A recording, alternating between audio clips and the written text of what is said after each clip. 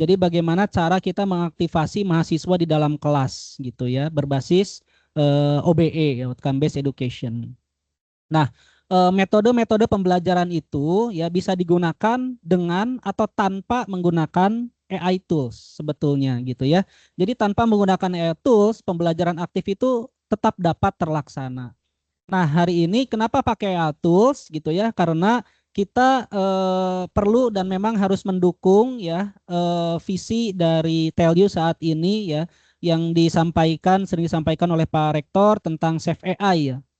Gitu ya. Jadi Safe AI itu ada secure atau sustainability, ada accurate, ada fairness, dan terakhir adalah explainable. Seperti itu. Nah, jadi mahasiswa kita harus dibekali pengetahuan-pengetahuan untuk mendukung Safe AI. Nah, ketika mahasiswa dibekali tentang Safe AI ini, tentunya kita pun sebagai pengajar, sebagai pengampu perlu juga gitu ya, kita sama-sama paham bagaimana Safe AI ini akan dicapai. Seperti itu. Salah satunya adalah melalui pembelajaran. Mahasiswa kita pembelajaran di dalam kelas perlu diberikan pengetahuan tentang AI, perlu diarahkan bagaimana AI itu digunakan, seperti itu. Nah, saat ini Bapak Ibu, kita di universitas ada komite AI, ya, ada komite AI. Nah, komite AI ini nanti akan mengeluarkan beberapa dokumen yang digunakan tentang bagaimana kita menggunakan tools AI gitu ya di dalam pembelajaran. Jadi tentang etika AI, tentang strategik dokumen strategis AI, mau apa AI ini gitu ya, mahasiswa ini untuk mendukung CVI perlu ada pengetahuan atau keterampilan apa saja. Dosen pun nanti akan diberikan usulan-usulannya ya seperti itu. Nah, ini luaran dari komite AI. Nah, selain komite AI, Bapak Ibu, kita pun akan membentuk satu task force AI gitu ya, task force AI, yaitu salah satunya luarannya adalah untuk membuat courseware, ya, courseware untuk pembelajaran di dalam kelas menggunakan AI, seperti itu. Jadi kita akan mulai membiasakan menggunakan AI ya, di layan itu juga membiasakan mahasiswa untuk meningkatkan literasi baca tulis. Jadi meningkatkan literasi baca tulis, tetapi tidak konsep AI-nya tetap dapat digunakan tanpa mengurangi kemampuan atau peningkatan literasi baca tulis seperti itu. Ya, ini arahan dari Bapak Pimpinan gitu ya, Pak Rektor, agar kita mengakselerasi potensi-potensi dan peluang dan juga terkait pengetahuan tentang AI ini seperti itu. Di sini juga telah hadir yang onsite ya, yang online terima kasih. Yang online kebanyakan dari cabang.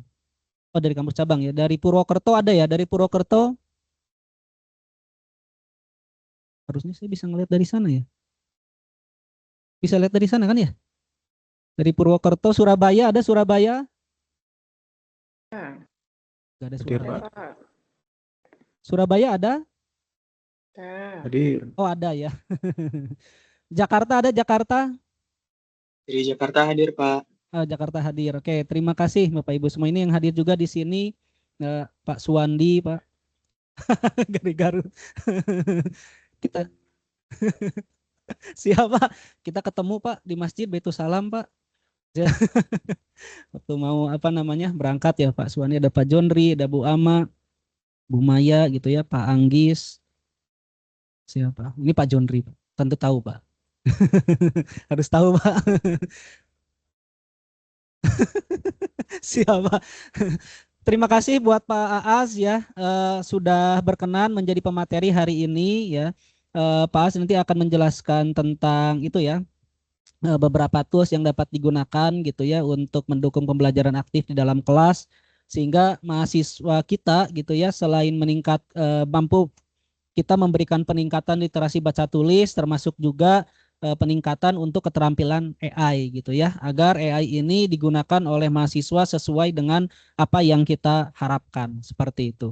Terima kasih Bapak Ibu ya, selamat mengikuti workshop. Semoga workshop ini ya dapat menjadi salah satu jalan, salah satu cara kita gitu ya untuk mendukung Safe AI dan tentunya membekali mahasiswa-mahasiswa kita dengan keterampilan AI. Terima kasih. Assalamualaikum warahmatullahi wabarakatuh.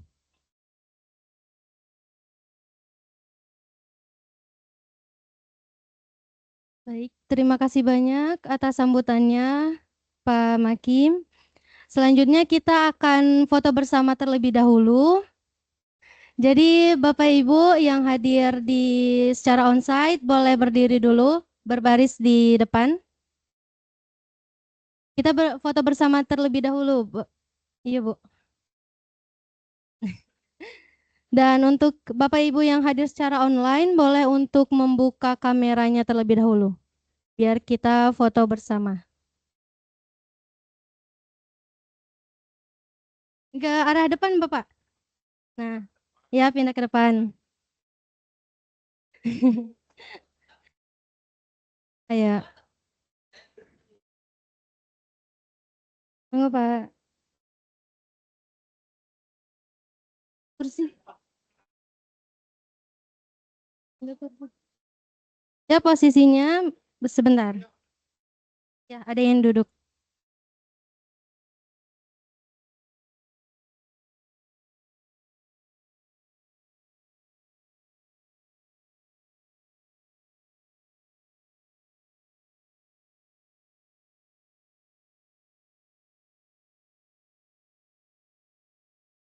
Boleh yang ibu-ibu boleh duduk di depan.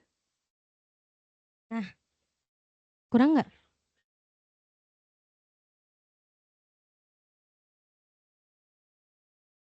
Udah hidup semua.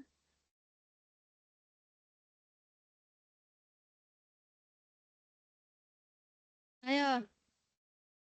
Oke. Terus.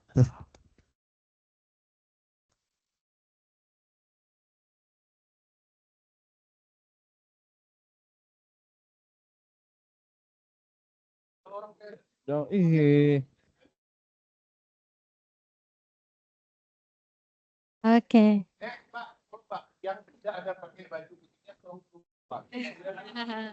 Kita kita kan harus harmoni, Bapak. Kita harus harmoni, tetap boleh, Bapak.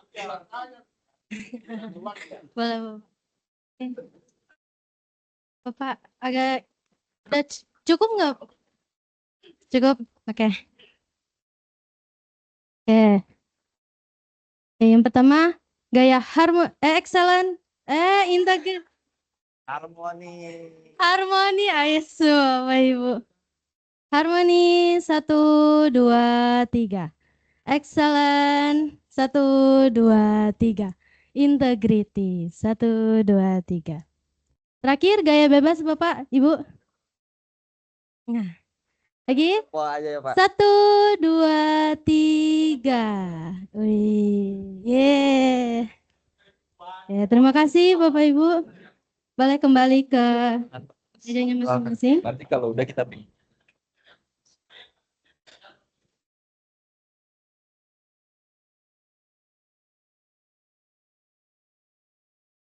Boleh Pak. Sini.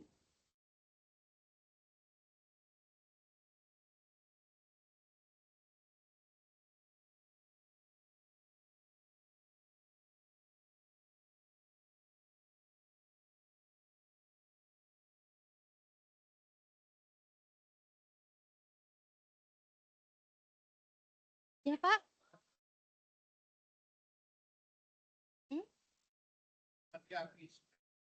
Oh habis. Mau minum lagi Pak? Jadi teman Bapak Pak? Oh iya habis. Siap, nanti akan dibawakan. Handphoneku di mana?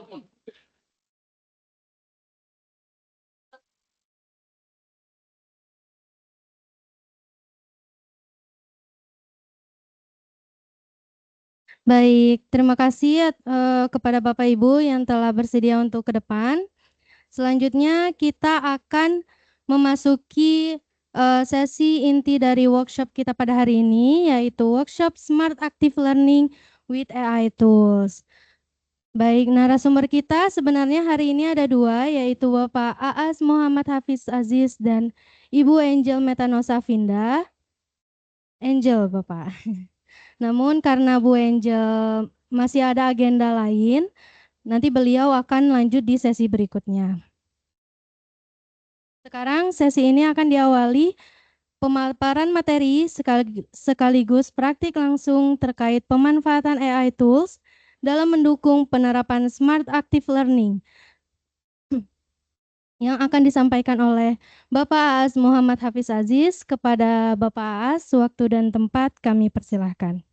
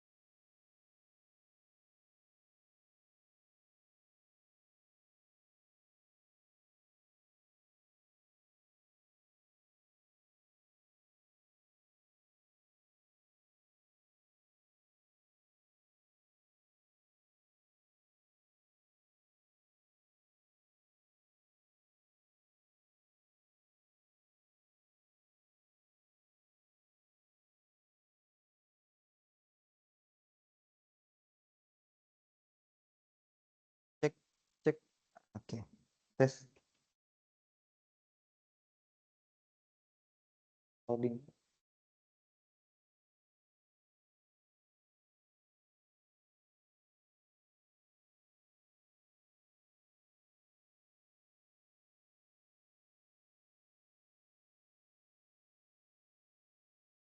Tampilan.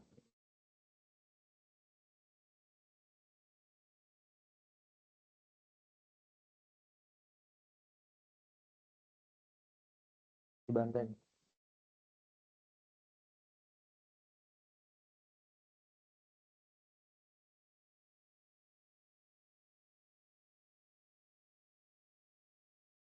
Dibantu share aja. Loading.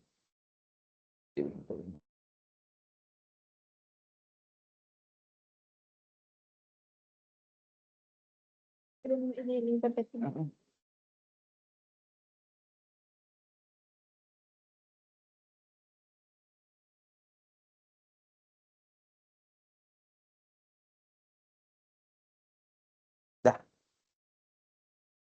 Ada. Bismillahirrahmanirrahim. Assalamualaikum warahmatullahi wabarakatuh. Selamat pagi Bapak Ibu. Selamat pagi. Luar biasa semangatnya Bapak Ibu. Saya mohon izin menyampaikan bahwa suatu kehormatan bagi saya untuk bisa berada di depan Bapak Ibu semua. Jadi di sini bukan artinya saya sebagai pemateri begitu, karena luar biasa di depan saya ini Bapak Ibu sekalian bahkan mungkin adalah senior-senior bagi saya gitu ya. Jadi mungkin lebih banyak pengalamannya gitu ya. Lebih banyak pengalamannya bahkan yang di online juga mungkin ya. Luar biasa pengalaman dalam mengajarnya, kemudian pengalaman dalam mungkin menggunakan tools-tools AI-nya, bahkan mungkin membuat AI-nya gitu ya. Jadi Bapak Ibu, jadi luar biasa. Di sini saya bukan maksud untuk mengajari Bapak Ibu, tetapi di sini saya berperan sebagai fasilitator kepada Bapak Ibu sekalian, bagaimana kita coba menggali, bagaimana coba kita sharing gitu ya, untuk mengoptimalisasi pengembangan bahan ajar gitu ya. Bagaimana kita mengajarkan kepada rekan-rekan mahasiswa nanti agar lebih menjadi, kalau kata Pak Maki itu smart active learning gitu ya. Bagaimana kita bisa belajar tetapi bentuknya lebih ke partisipatif gitu. Jadi kita berusaha untuk dalam mahasiswa itu lebih berperan aktif juga di mahasiswa. Bagaimana kita mahasiswa bisa sambil ada timbal balik, kemudian ada interaksi, sehingga tidak hanya bentuknya sebuah presentasi, tetapi bentuknya kita lebih ke diskusi. Di mana itu memang salah satu tujuan gitu ya, tujuan dari pembelajaran, bahwa memang ketika bentuknya presentasi atau penyampaian materi itu tidak cukup efektif ternyata gitu ya, bahwa dengan metode seperti itu. Jadi yang efektif itu adalah bagaimana mahasiswa terlibat aktif di dalam suatu pembelajaran seperti itu ya.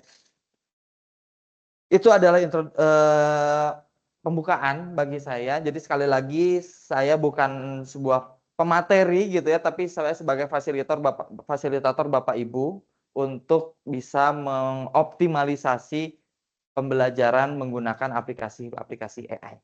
Seperti itu ya. Boleh di next.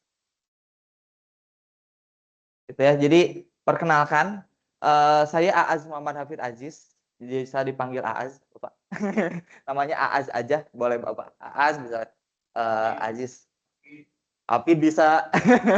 Tapi itu apa? Itu melar ujungnya. Oh, saya orang Sukabumi.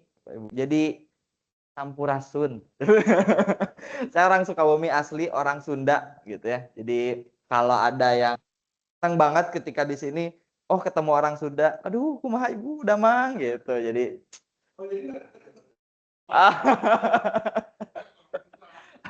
enggak juga gitu ya. Jadi ya kita ketika ketemu sama satu ini ya kan, secara ngobrol, secara bercandanya mirip-mirip gitu ya. Jadi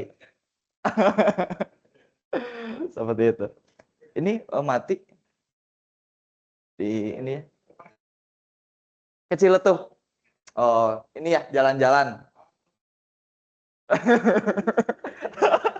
Atau pengabdian masyarakat. Oh, Masya Allah. Di sana ya, memang jalan-jalan Ciletuh tuh enak banget. Dari Bandung. Wah, macet berarti ya. Ini masih belum tampil. Atau ininya ya? Ya ada nih. Oke. Jadi saya itu berdua. Jadi bisa dipanggil Aaz gitu ya tadi. Saya berdua dengan Angel. Itu nanti akan disampaikan mungkin oleh Bu Angelnya sendiri, apakah dipanggil Angel atau Angel. Gitu. Kemudian nanti kita akan ada 2 sesi Bapak Ibu. Jadi memang sesi pertama kita mungkin akan deliver sebetulnya tools-tools AI apa saja yang mungkin kita coba explore gitu ya. Kemudian sesi yang kedua kita coba buat kayak seperti bahan ajar untuk teman-teman mahasiswa nanti bagaimana kita mendeliver materi yang akan kita sampaikan. Kemudian kita coba juga bagaimana prom seharusnya seperti apa, kemudian cara penggunaannya seperti apa, nanti kita akan lebih detail lagi di sesi yang kedua. Kemudian di sesi yang kedua mungkin bentuknya lebih, karena ini akan ada kelompok gitu ya, jadi mungkin akan ada pembagian kelompok bagi Bapak Ibu semua, sehingga kita coba di nanti output dari workshop ini ada gitu ya, jadi tidak hanya materi saja gitu, seperti itu. Boleh di next?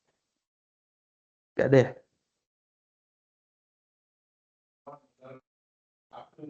Oh ini refresh. Oke. Kalau saya kelihatan sih di situ tujuan pembelajaran.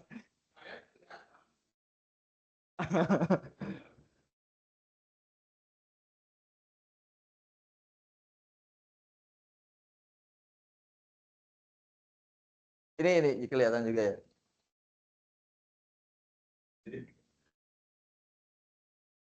Dan belum di ini juga.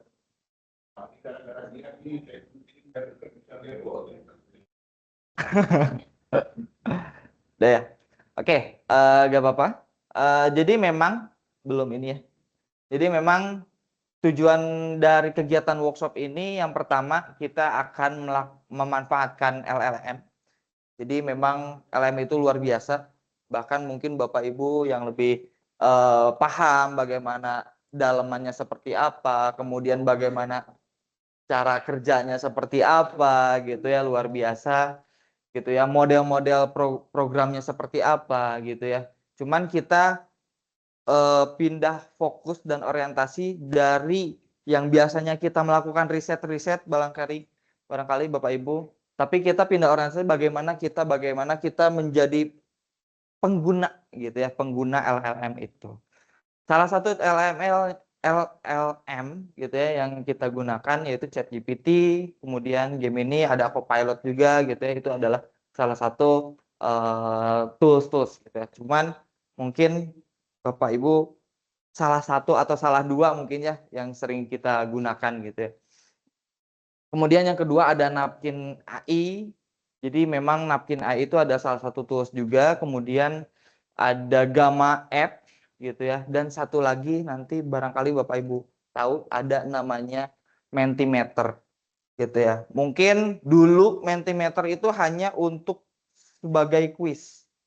Tapi sekarang Mentimeter sudah mengaplikasikan AI, ada prompt engineer-nya sehingga itu cukup menarik, cukup interaktif gitu ya bagi teman-teman mahasiswa ketika itu bisa dideliver langsung ke mahasiswa. Boleh di next. Nah, jadi ini agendanya bahwa ini udah ya. Ini intro tadi yang pertama, kemudian saya coba akan memberikan sedikit gambaran sebetulnya sebuah active learning itu seperti apa. Kemudian nanti akan ada tools AI, prompt engineer, bagaimana kita membuat sebuah prompt engineer. Sebetulnya prompt engineer itu ada teorinya ternyata gitu kan, dan sangat banyak sekali gitu ya teori-teori yang secara eksplisit dan spesifik. Artinya ketika kita mau menggunakan mengecat misalkan mengetik sesuatu itu ada caranya gitu ya. Spesifiknya seperti apa? Contohnya kasusnya untuk kasus X gitu ya. Oh, itu harus misalkan untuk kasus untuk ke mahasiswa, deliver ke mahasiswa, atau misalkan untuk membuat sebuah artikel atau untuk membuat itu ada teori-teorinya seperti gitu. Kemudian yang terakhir kita coba lakukan praktis gitu ya. Boleh di next. Nah, satu lagi. Oke. Silakan kita coba implementasikan. Silakan Bapak Ibu join, coba buka menti.com. Yang di ini juga silahkan, Bapak Ibu yang di online ya, silahkan buka menti.com.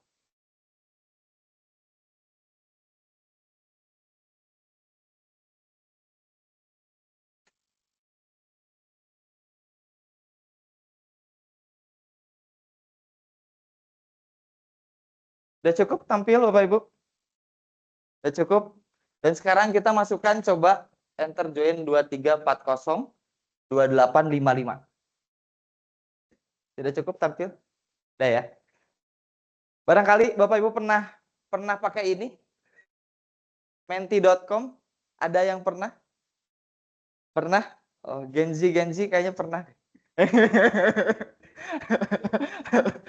Atau mau acungkan tangan biar dianggap Gen Z jadi Gen Z gitu.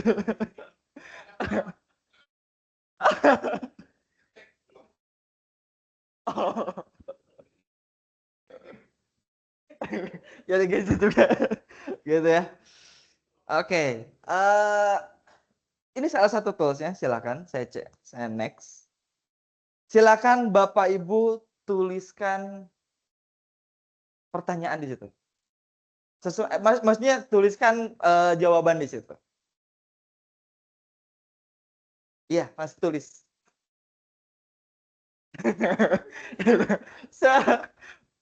Di ini aja, pengalaman apapun. Silakan, Bapak. Iya, boleh.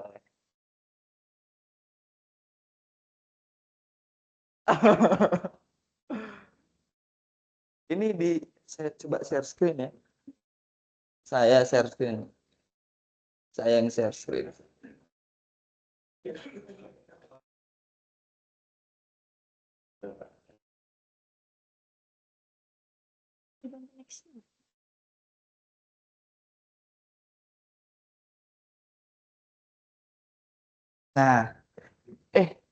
Jadi, bagaimana pengalaman Anda menggunakan AI dalam pembelajaran? Wah, memudahkan, membuat ide. Gitu ya. Jadi ini tampilan di saya, Bapak Ibu. Jadi Bapak Ibu masuk ke situ, kemudian tulis-tuliskan, kemudian ada ini. Nah di sini ini cocok untuk brainstorming. Gitu. Wah, ada yang bagus katanya, menyenangkan, memudahkan membuat ide, mengkoreksi lebih cepat, koreksi paper gitu ya. Mengkoreksi lebih cepat gitu ya, bagus. Kemudian memudahkan ini ide. Kemudian mencari alur pembelajaran, membuat materi menyerah. Iya betul.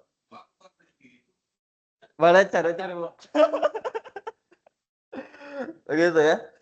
Kemudian biasa menggunakan katanya membuat seragam soal ujian. Artinya bagus ini kenapa bentuknya besar gitu ya bagusnya. Karena banyak gitu, tidak satu orang. Semakin banyak yang menuliskan kata ini berarti semakin besar si ukuran fontnya.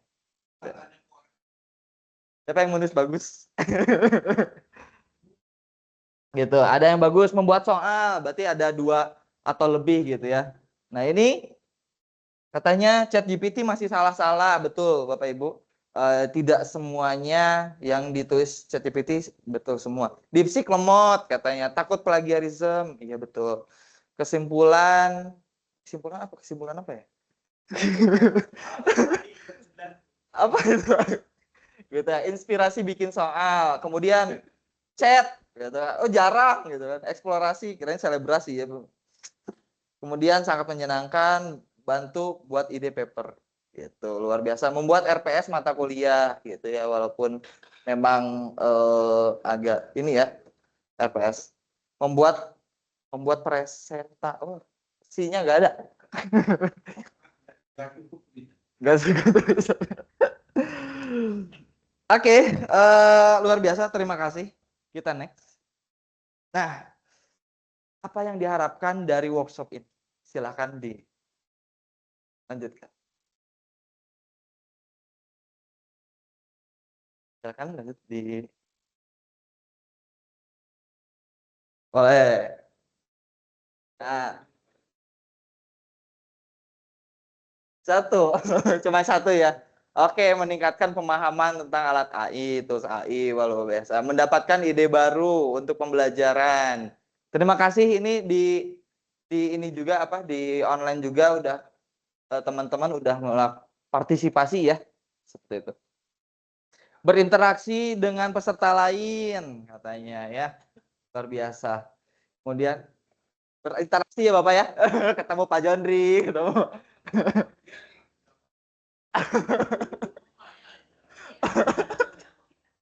Aduh.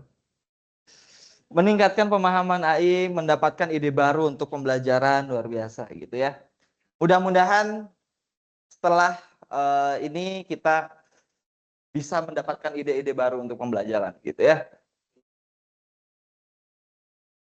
Oke, prioritaskan alat berikut berdasarkan mana yang paling Anda minati untuk digunakan dalam pembelajaran. Ini skala prioritas Bapak Ibu. Siapa yang paling pertama, siapa yang paling kedua, siapa yang paling ketiga gitu. Nah, ini diurutkan.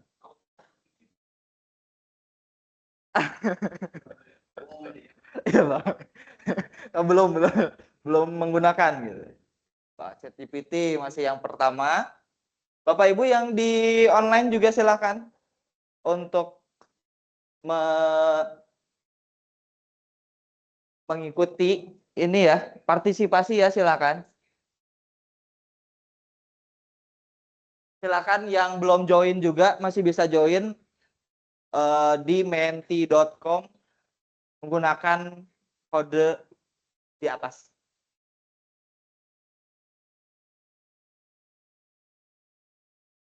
Sagittarius apa Pak? Bulan apa? Oke, ada lagi masih terus? Sudah Bapak Ibu? Coba ya.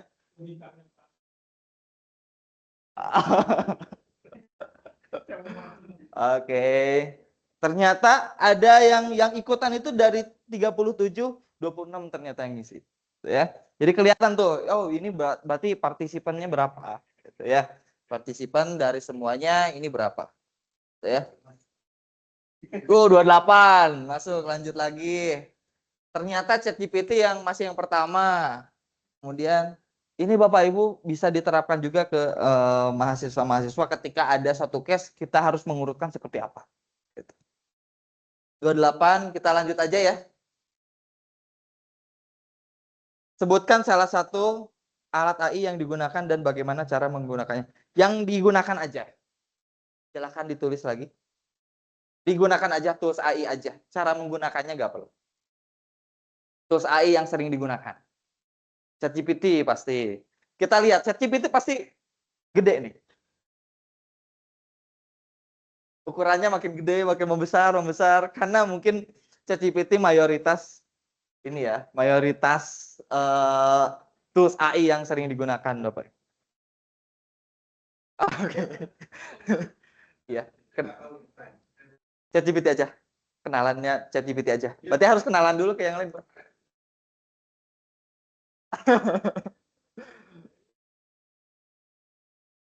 Gemini, DeepSeek. Oke, ini 19 orang yang ngisi kode ASIS.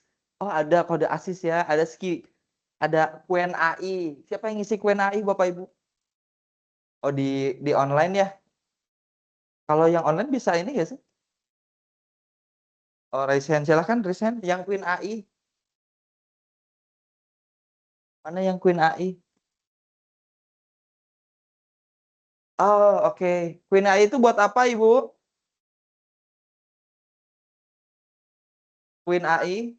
Ada suaranya bisa masuk ya? Oke, kita coba sapa yang di online. Quen AI apa, Ibu? Ini kayak ini ya, kayak di acara-acara TV. Siapa Ibu gitu. Ada. Oh gitu.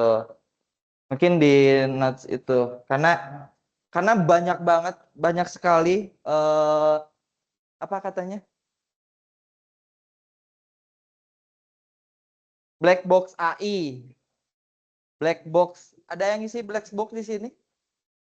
Black box. Ada yang tahu black box AI itu apa? Gimana? Black box AI itu untuk apa?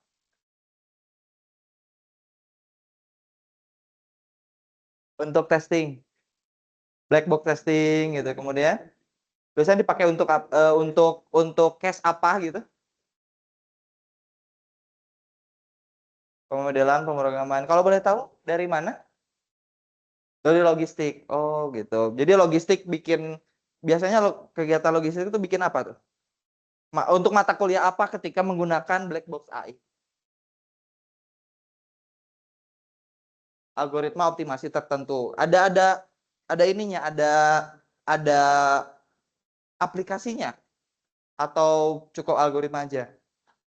Algoritma aja dimasukkan, ada prompt yang digunakan.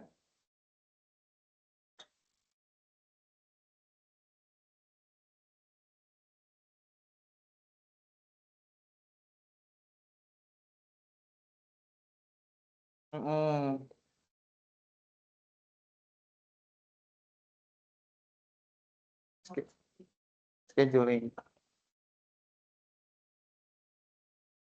Oke, jadi insight baru ya, karena saya juga baru mendengarkan, mungkin Bapak Ibu juga baru seperti saya gitu ya, black box AI seperti apa. Kita coba lihat ya. Black. Bisa nggak Bu? Mau masak bisa?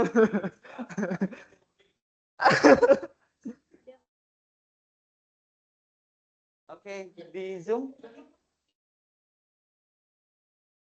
Mana di Zoom? Oke. Oh, oke. Oh iya, mantap. Coba Pak, harus coba.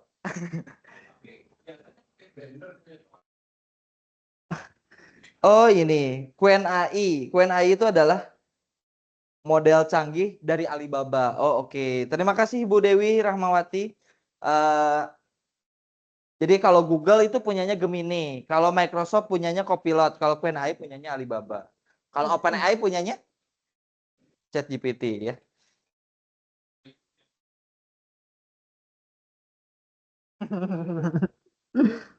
Kurang tahu. Kita coba.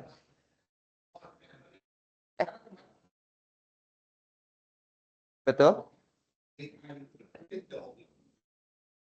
Oh, karena close.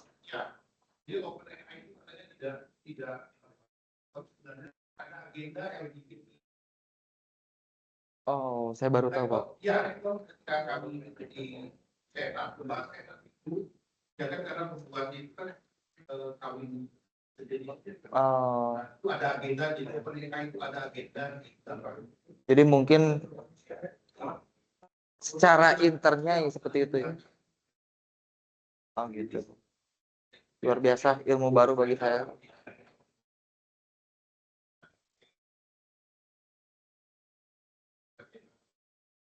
Betul. Jadi memang ada ini ya, ada isu seperti itu mungkin ya Pak ya. Oh gitu. Jadi memang untuk LLM itu kan banyak opsi ya sebetulnya ya. Bisa dari ChatGPT, ada yang Qwen AI juga, kemudian ada yang Copilot dan mungkin semuanya memiliki LLM yang cukup bagus. Jadi mungkin itu bisa jadi pilihan ya. Terima kasih Bapak atas saran masukannya. Oke, ada lagi gitu ya, ada Grok. Kemudian ada Grok apa itu? Ada yang pernah dengar Grok?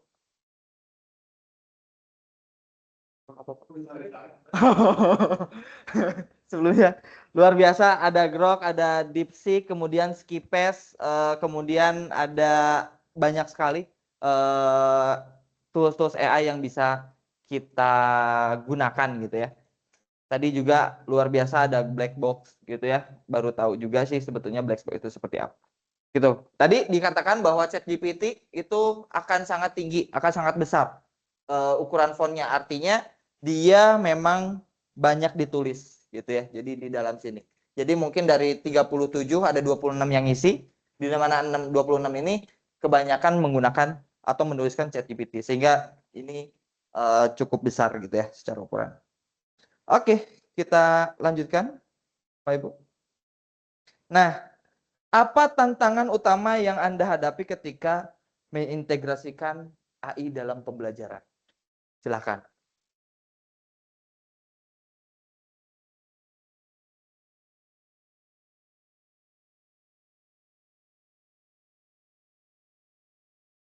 Yang pertama ada kurangnya pengetahuan tentang alat AI atau tools AI gitu ya.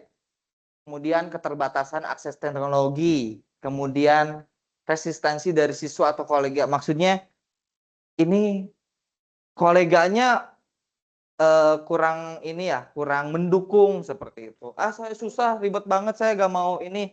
Itu salah satu contoh resistensi dari penggunaan tools AI contohnya atau dari kolega. Oke, ada. Oke, resistensi. Oke. Oke, kurangnya keterbatasan akses teknologi. Seharusnya di Telkom tidak kekurangan ya, Bapak Ibu. Luar biasa. Jadi kampus ini mendukung sekali gitu ya, mendukung sekali terkait akses teknologi. Apa? Lisensi apa? Oh, berarti PR ya Bu ya. Semoga kedepannya kita bisa mendapat license seperti itu ya Bu ya. Oh iya betul betul betul. Emang berarti keterbatasan teknologi salah satunya keterbatasan license gitu ya. Oh luar biasa. Betul betul betul. Lumayan ya Bu ya.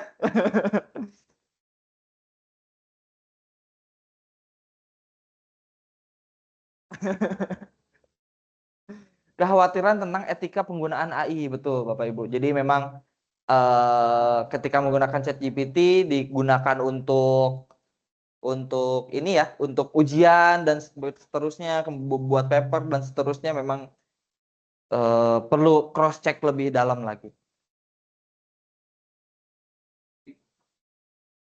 Betul ya. Gimana Pak? Bahaya seperti apa? Betul. Anak SD.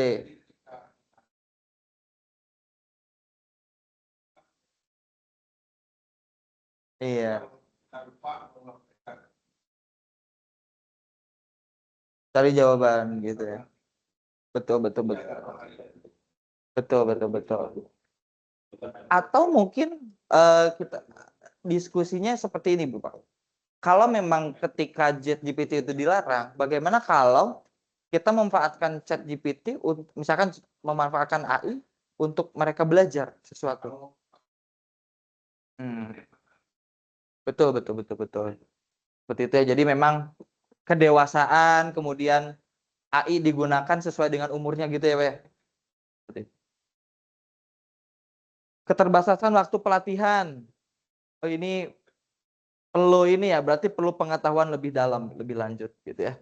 Kurangnya. Jadi memang yang paling besar, poin yang paling besar adalah kekhawatiran tentang etika penggunaan AI. Betul tadi ketika anak SD, kemudian yang mungkin di bawah umurnya bagaimana dia untuk belajar, malah dimudahkan untuk menggunakan AI, tools AI. Padahal tools AI itu memang disarankan untuk membantu ya, bukan mengganti seperti itu. Oke, lanjut ya. Memang betul terkait keterbatasan akses teknologi, memang tadi ada lisensi yang harus digunakan gitu ya. Oke, luar biasa.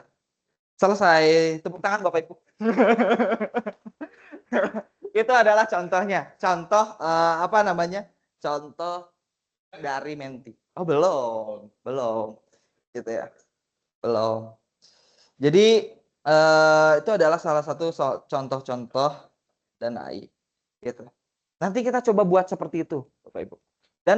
Dan for your information, FYI gitu ya kalau bahasa Gen Z, ya, bahwa yang tadi saya gunakan, soal-soal yang tadi saya gunakan, yang membuat Mentimeter itu tidak lebih dari 1 menit, Bu. Seperti itu. Jadi saya membuatkan prompt, coba buatkan workshop ini pada Mentimeter dan Menti bisa menggenerate itu secara otomatis. Seperti itu. Soal-soal yang tadi saya buatkan itu tidak lebih dari 1 menit. Luar biasa.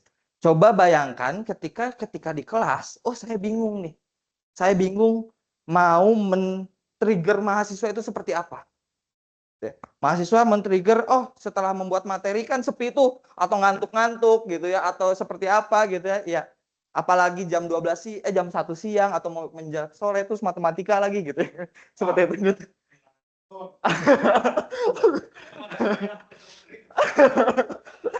Masih ngantuk ya. Aduh, luar biasa. Atau ya terlalu banyak ini ya. terlalu banyak materi yang disampaikan atau misalkan banyak presentasi terus dari dosennya. Mungkin saya coba langsung gunakan buka Mentimeter gitu ya. Coba buatkan menggunakan prompt gitu ya. Coba buatkan analisis untuk studi kasus ini. Dan menti.com dia akan melakukan generate secara langsung. Tak, udah langsung kita kuis, coba langsung. Luar biasa. Jadi memang kuisnya seperti tadi gitu ya. Jadi dari dosennya membantu untuk men-trigger mahasiswa gitu ya. Dan mahasiswanya pun terlibat aktif gitu ya. Betul, boleh. Kita coba, mau cobain. Gitu ya. Bagus ya. Kita coba misalkan kita coba uji ininya ya. Uji dari mentinya apakah bisa men-cover soal-soal seperti demikian.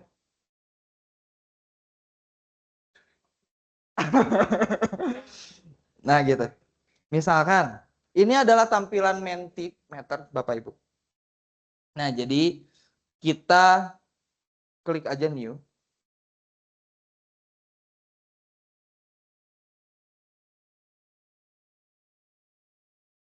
Maaf. Ini new slide. Nih. Nah, jadi di Mentimeter ini tampilan home-nya. Ada fitur Start with AI. Kita lakukan seperti ini. Kita contoh dulu yang ini ya, misalkan Reto on Sales Performance atau misalkan seperti apa. Agile Methodology Quiz. Misalkan. Nanti kita coba di kedua, kita coba soal bentuk fisik. Seperti itu. Coba kita submit.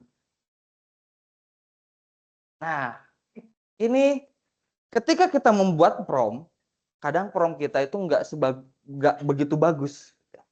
Dan sama Menti ini dia akan membuatkan prompt yang lebih eksplisit, prompt yang lebih bagus. Gitu. Jadi ada 2 tahapan Bapak Ibu. Kita membuat, saya pengen topiknya apa nih? Etika AI gitu ya. Masukin di situ etika AI. Ketika disubmit, dia akan meng-create bagaimana dia membuat prompt yang bagus. Contohnya seperti tadi. Bisa bahasa Indonesia. Kita coba nanti untuk yang fisika. Kita coba baca Sunda. Jadi bisa. Oh, luar biasa. Create engaging quiz on agile methodology to assess participant understanding of its participant practice dan seterusnya. Kita coba submit.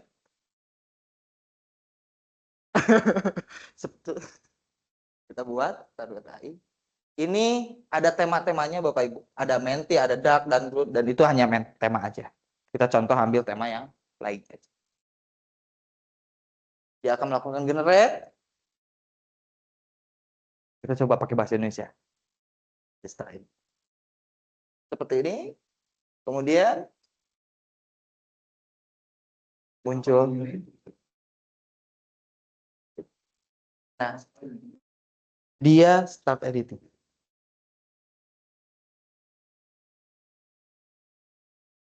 Maaf. Agile methodology quiz. Kita lihat bukan di sini. Nah, seperti ini. Agile methodology quiz katanya. Intro dulu. Ini adalah contoh-contoh soal. Seperti tadi. Betul ya? Seperti ini. Jadi tidak lebih dari 1 atau 2 menit yang saya buat. Seperti itu. Sehingga mahasiswa-mahasiswa bisa langsung terlibat aktif gitu. Apakah gitu ya? Seperti ini dan seterusnya persoalan-soal. Dan ini sangat variatif Bapak Ibu. Sangat variatif itu adalah ini misalkan ada question type. Ada question type. Ada type answer. Kemudian apakah bentuknya mau Q&A? Apakah mau bentuknya ranking? Gitu ya. Apakah tadi word cloud? Apakah mau bentuknya poin? Tadi 100 poin. Kalau Bapak Ibu perhatikan bahwa yang 100 poin ini kalau di total pasti 100. Ya, kemudian ada bentuknya grid. Ini bisa di-explore sama Bapak Ibu. Sampai berapa soal ini? Sampai 9 soal. Kita coba sekali lagi. Menggunakan bahasa Indonesia. Topiknya mau apa Bapak? Hukum Allah. Hukum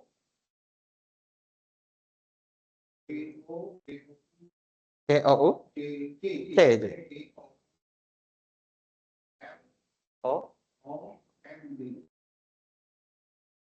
kita coba kumpul. Oke. Ini dia nge-create menggunakan bahasa Inggris gitu ya. Tapi kita coba menggunakan bahasa Inggris atau mau menggunakan bahasa Indonesia? Oke. Misalkan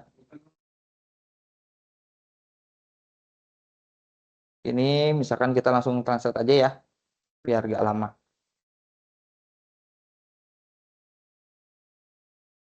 Bisa sih, tapi lama aja sih Pak. Oke. Oke, ini ya.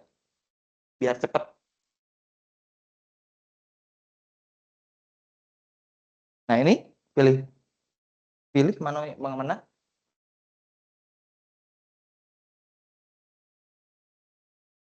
Generate. Tunggu.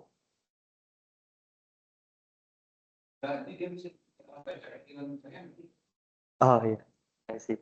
Mungkin Bapak punya konsep yang besar. Apakah dia betul?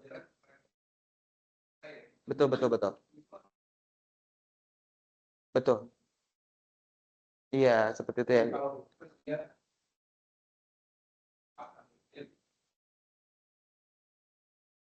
Problem base.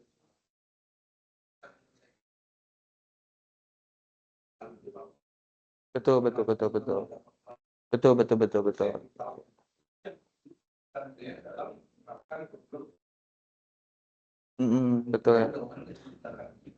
Betul. Memang lebih arahnya lebih ke studi kasus seperti itu ya Pak ya. Jadi bukan hanya knowledge basic aja gitu ya Pak ya.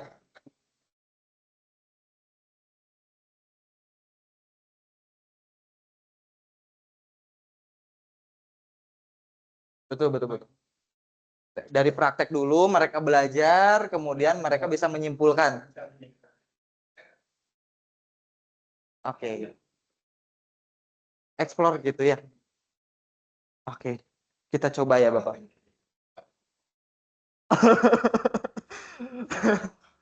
Ada di sini Pak Kaprodinya. Luar biasa. Aduh. Kita coba, kita cek. Oke. Kita tes di sini. Apakah sudah sesuai, apakah belum seperti itu. Pasti ada ininya dulu ya. Intronya dulu. Kemudian ini ada agendanya, ternyata dia buatkan agenda. Kemudian sebutkan satu kata yang menggambarkan apa yang Anda ketahui tentang hukum kolom. Seperti itu. Jadi memang untuk brainstorming. Mereka tahu apa sih? Atau misalkan mungkin pretest gitu ya Pak, Bu ya, Bapak. Kemudian baru masuk, oh ternyata hukum kolom itu seperti apa. Ada apa namanya? ada pengertiannya setelah dilakukan brainstorm. Kemudian ternyata masuk ke rumus. Gitu. Memang kalau untuk kuliah mungkin jangan dulu ke rumus ya Bapak Ibu ya. Jadi lebih ke studi kasus. Nah, ternyata ada soal seperti ini. Bagaimana pengaruh besar gaya antara dua muatan? Oh, ternyata dia yang ini dibikinnya jarak antara muatan, siapa berapa yang milih ini, berapa yang milih ini, berapa yang milih ini, dan seterusnya. Lanjut lagi. Contoh-contoh penerapannya. Ada 3 katanya. Kemudian lanjut ke materinya. Masih lanjut. Langsung ada kuis. Urutan, ini betul kayak tadi, urutan faktor-faktor yang mempengaruhi gaya dan kolom. Urutkan. Ya, benar. Berarti urutkan faktor-faktor yang mempengaruhi gaya kolom. Dan kesimpulan. Seperti itu. Q&A. Boleh?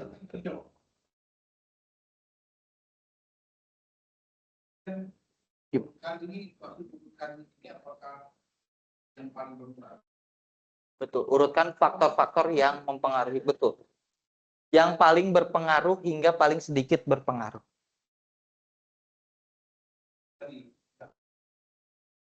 Seharusnya seperti apa, Bapak? Oh, seperti itu ya. Berarti mungkin perlu dikoreksi lagi secara ini ya, Pak. Oh. Betul, betul. Berarti masih dibutuhkan ini ya.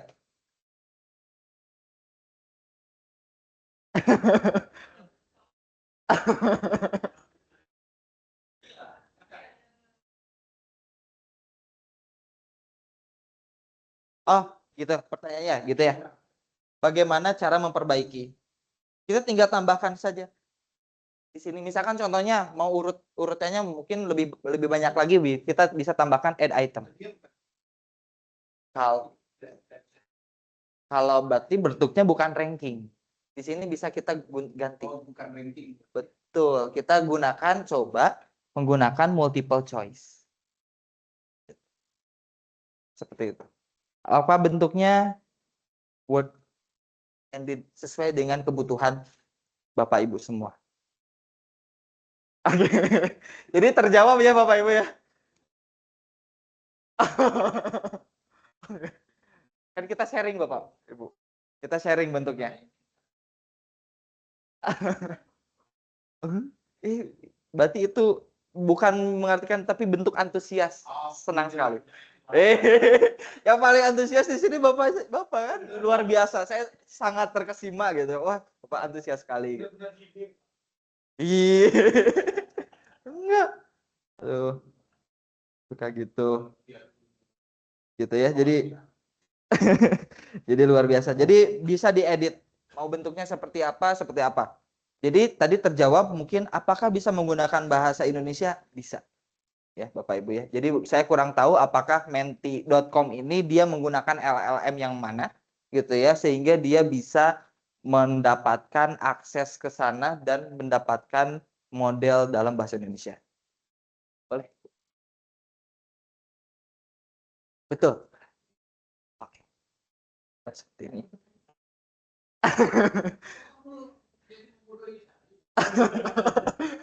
Ada. Ya boleh deh. Tinggal kita present. Maaf. Salah. Tinggal kita, maaf ya. Tinggal kita share aja Bapak Ibu. Di sini. Share. Di sini linknya. Kita klik linknya atau kita download QR-nya. Di sini ada QR. Jadi teman-teman mahasiswa bisa, kalau yang pakai handphone bisa pakai QR. Atau langsung saja di sini ada kode di atasnya. Jadi kayak seperti tadi, buka aja menti.com, tinggal masukkan kode yang ada di sini. Seperti itu. Sangat simpel sekali. Nah, yang menarik itu adalah ketika kita present di sini,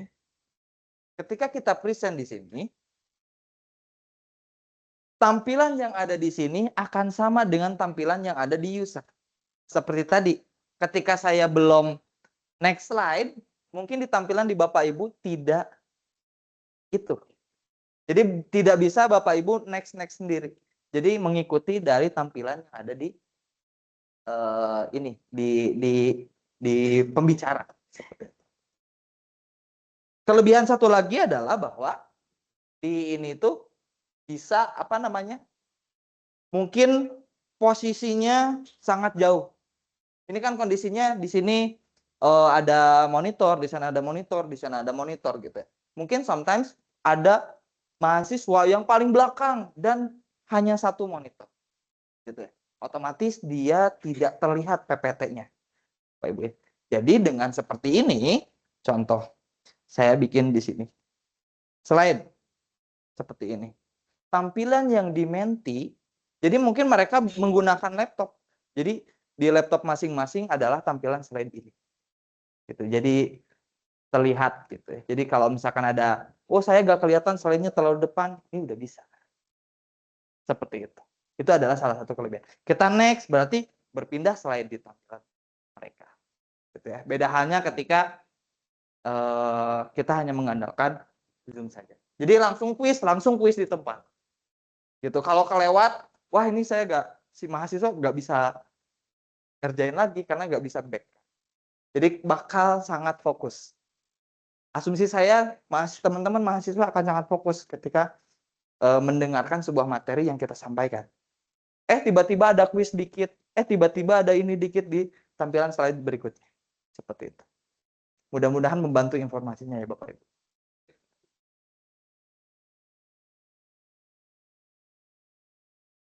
Secara ini ya, ini kan secara pernah nyoba seperti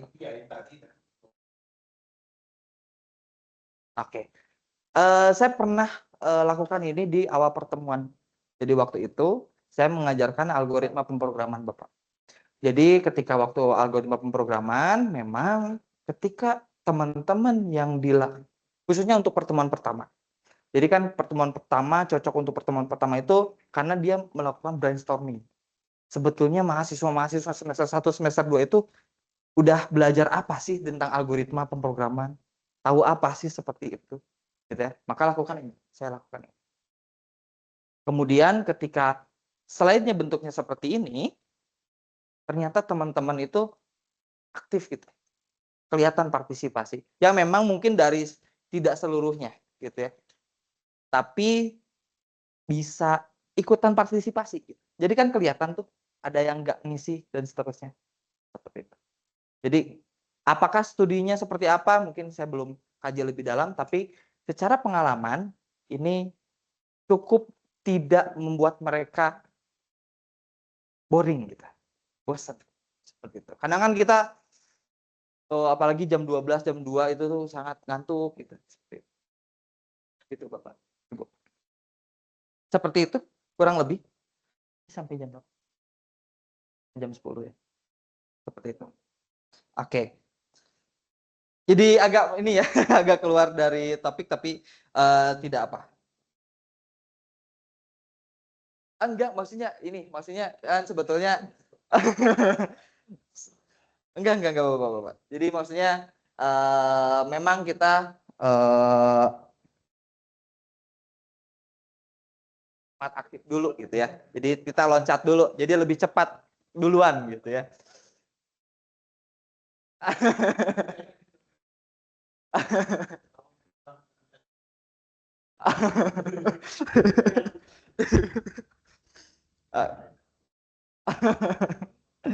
Oke, saya mohon izin lanjutkan Bapak Ibu.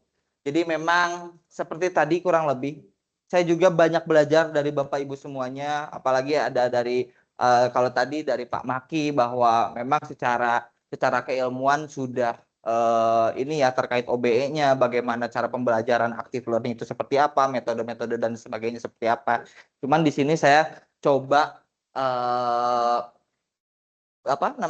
menyampaikan saja bahwa memang smart active learning itu salah satu cara pendekatan pembelajaran modern gitu ya, yang mengintegrasikan teknologi cerdas atau tools AI. Saya bisa bilang katakan bahwa Mentimeter yang tadi saya gunakan itu adalah salah satu tools AI. Kenapa satu tools AI-nya? Karena di dalamnya terdapat prompt yang bisa kita masukkan prompt, bisa masukkan pertanyaan-pertanyaan dan dia bisa menggenerate secara otomatis. Untuk apa? Untuk mendapatkan metode aktif dalam meningkatkan keterlibatan, kolaborasi, hasil belajar siswa ataupun mahasiswa. Ini betul ya Bapak Ibu, bahwa ini untuk meningkatkan keterlibatan. Ternyata yang saya gunakan tadi cukup terlibat ternyata Bapak Ibu ya. Gitu ya. Kemudian kan mahasiswa juga dipaksa ya Bapak untuk berusaha terlibat gitu ya. Seperti itu. Kemudian berkolaborasi, betul, saya sangat appreciate sekali banyak pertanyaan tadi. Jadi sehingga kita terbuka insight seperti itu ya. Kita kolaborasi, kita bertukar pikiran, bertukar mindset gitu ya. Oh, pendapat ini seperti apa, pendapat itu seperti apa. Dan hasil belajar siswa atau mahasiswa. Betul, bahwa tadi ketika ada kuis-kuis itu langsung ada tampil hasilnya. Seperti itu ya. Kurang lebih seperti itu.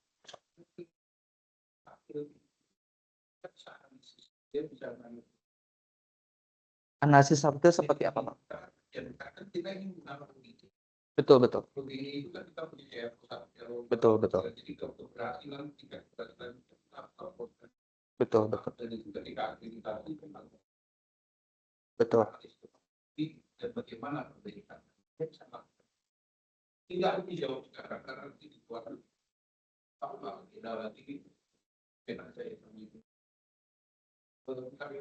Betul, betul. Betul. Betul, betul, betul. Betul, betul, betul. Jadi sejauh ini, sejauh pengalaman yang saya gunakan bahwa ketika hasil-hasil yang tadi itu terrecord. Gitu ya. Terrecord artinya bisa selama si slide-nya masih ada, itu masih tidak dihapus gitu. Jadi ketika setelah presentasi itu masih ada record, riwayat hasilnya. Artinya tadi yang seperti saya tampilkan bahwa di sini ada manage result, ada view result, gitu ya. Bisa diambil kembali, bisa lakukan analisis. Ini misalkan salah satu resultnya seperti ini. Intinya ada hasilnya, ada bisa kita ekspor, kita betul portofolionya seperti apa. Jadi mungkin bisa mendukung juga, gitu ya, terkait pembelajaran OBE yang kita gunakan selama ini. Oke, saya lanjutkan. Jadi memang ada faktor-faktor keberhasilan. Mungkin ini hanya sekedar menyampaikan saja bahwa memang keberhasilan itu salah satunya adalah keterlibatan aktif. Kemudian memang ada kebutuhan siswa itu seperti apa sih sebetulnya. Kemudian partisipasi juga ini. Nah, ini saya tampilkan ini. Jadi Bapak Ibu, ini dibuat dari napkin. Mungkin Bapak Ibu bingung ya, ini sebetulnya apa sih maksudnya? Ini ada keterlibatan aktif, ada partisipasi aktif gitu dan seterusnya. Ini mungkin agak bersinggungan. Gitu. Kemudian dukungan sosial dan seterusnya. Ini dibuat dengan namanya tools napkin. Gitu ya. Jadi napkin ini dia dibuat untuk membantu kita memvisualisasikan. Dari apa? Dari prompt yang kita gunakan. Dari apa? Dari tulisan yang kita kasih. Sehingga dia langsung generate tampilan seperti ini. Nah, memang ini jadi keterbatasan AI bahwa ya tidak sesuai dengan apa yang kita tidak perfect gitu. Jadi memang ini agak bersinggungan gitu. Seterusnya. Nanti kita coba membuat seperti ini. Nah, ini ya, bahwa konsep itu memang fokusnya fokus dari konsep smart active learning itu yang pertama fokus terhadap keterlibatan aktif dari mahasiswa. Yang kedua adalah lingkungannya cukup adaptif. Artinya bahwa mahasiswa tidak hanya mendengar atau mencatat, tapi juga aktif berdiskusi, berpikir, dan menyelesaikan masalah. Seperti tadi, kurang lebih ya, bahwa memunculkan diskusi. Ketika ada sebuah hasil yang ditampilkan, maka kita bisa men-trigger mahasiswa untuk mengajak mahasiswa lebih bisa berdiskusi. Kemudian yang betul.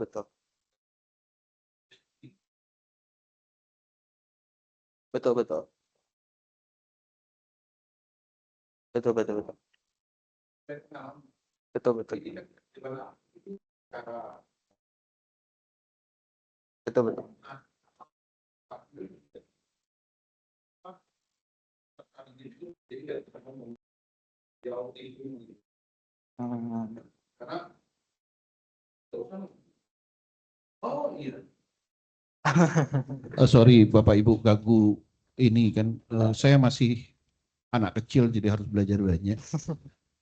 Bahwa sekali lagi konsep kalau lihat dari fokus dan pada teori bukan sesuatu yang baru kalau saya lihat ya.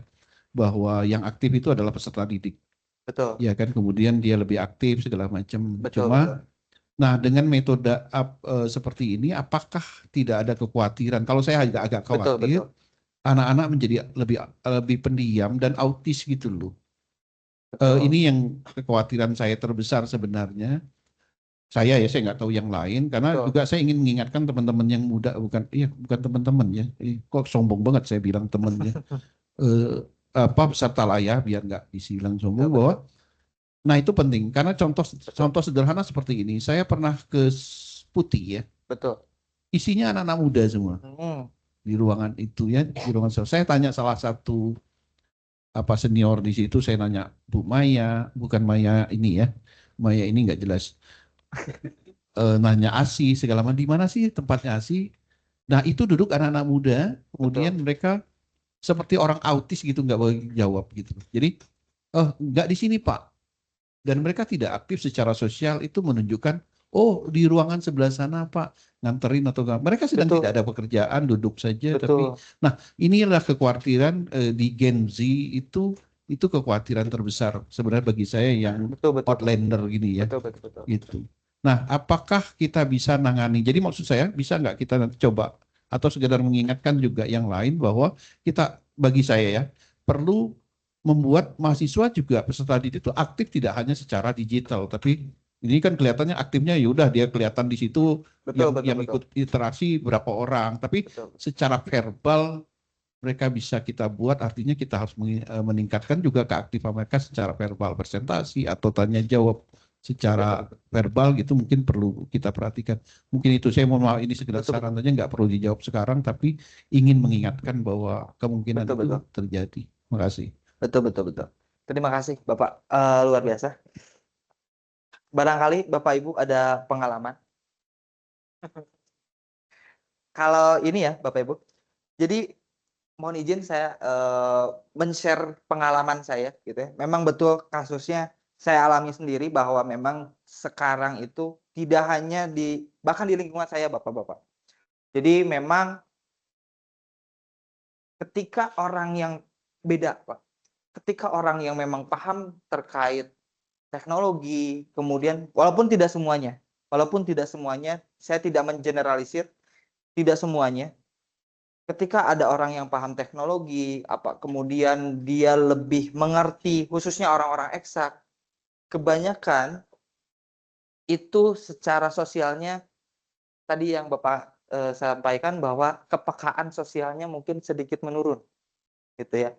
Anggaplah ketika ada bagaimana berinteraksi.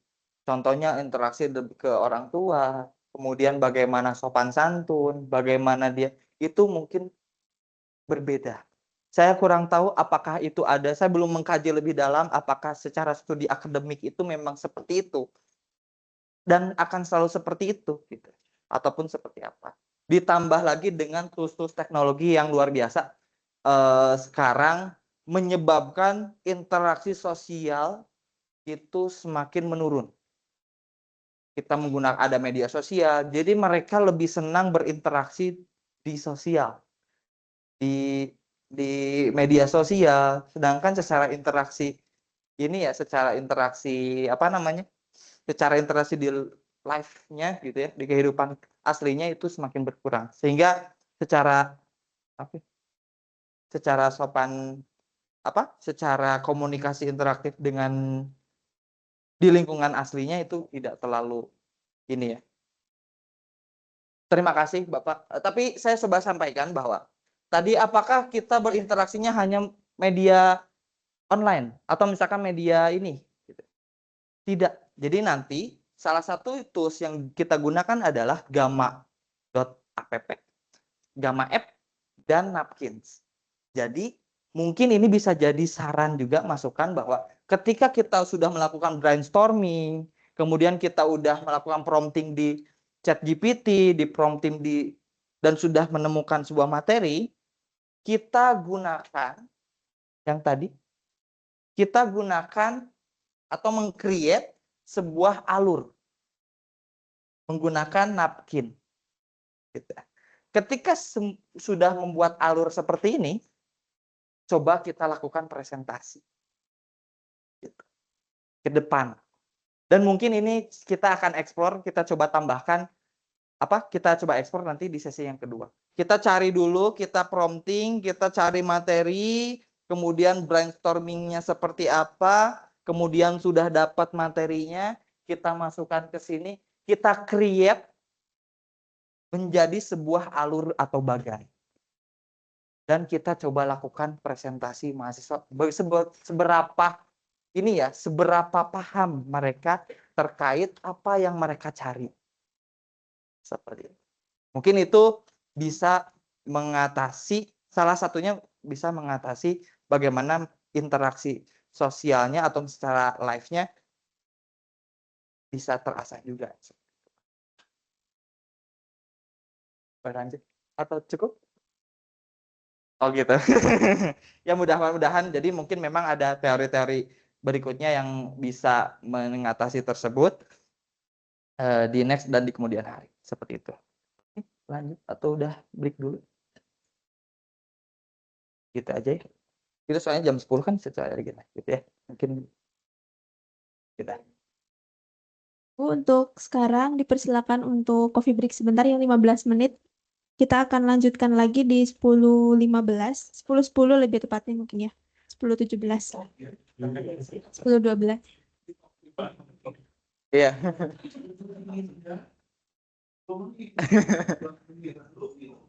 Kalau berapa menit minta? Oh, berapa menit Bapak minta ya? Benar-benar 15 menit kita untuk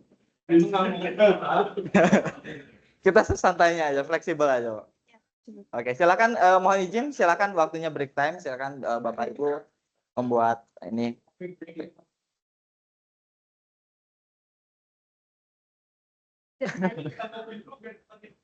Di bawah ada Telio Cafe, mungkin mau mampir. Kita